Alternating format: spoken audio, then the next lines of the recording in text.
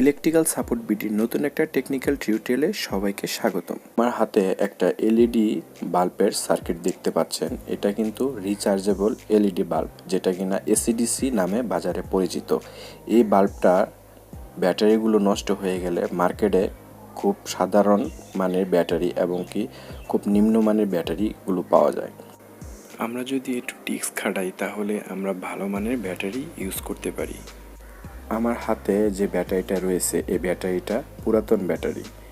আমরা এই জায়গায় ভালো মানের জাপানি সানফুডের হাই এম্পিয়ারের একটা ভালো ব্যাটারি ইউজ করার চেষ্টা করেছি, যেটা কিনা আবার সোল্ডারিং করে আমাদের মডিফাই করে নিতে হচ্ছে।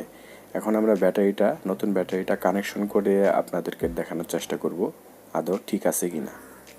দেখুন, এলইডি বাল্বটা সম্পূর্ণ ভালোভাবে এবং পূর্ণ আলোতে জ্বলতেছে। কালো এবং লাল তার দুইটা আমি ব্যাটারির দুই প্রান্তে কানেকশন করে নিয়েছি। এই যে আমাদের হাতে হিটসিংটা দেখতে পারতেছেন, এই হিটসিংটা ব্যাটারির কভার হিসাবে আমি ব্যবহার করব, যাতে দেখতে একেবারে অরিজিনালের মতো মনে হয়। এটা করার কারণে ব্যাটারিটা দেখতে একদম বাজারের কেনা ব্যাটারির মতো লাগবে। এই যে দেখতে পারতেছেন, আমি এটা পরিয়ে দিচ্ছি, পরিয়ে ম্যাচ দিয়ে জাস্ট হিট দিলেই এটার কাজটা কমপ্লিট। এটা বুঝতেও পারবেন না এটা হাতে তৈরি করা হয়েছে। এই যে দেখুন, আমি ম্যাচ দিয়ে হিট দিচ্ছি। হিট দেওয়ার সাথে সাথে দেখুন হিটসিংটা ব্যাটারির সাথে চেপে একদম মিলে যাবে।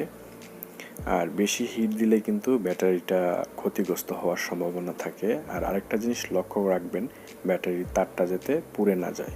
দুপাশ ঘুরিয়েই আমরা হিটটি দিব। আমাদের হিটের পর্ব শেষ।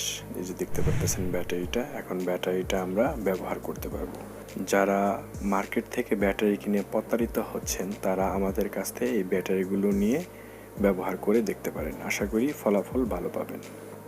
ধন্যবাদ সবাইকে, ভালো থাকবেন, সুস্থ থাকবেন, আল্লাহ হাফেজ।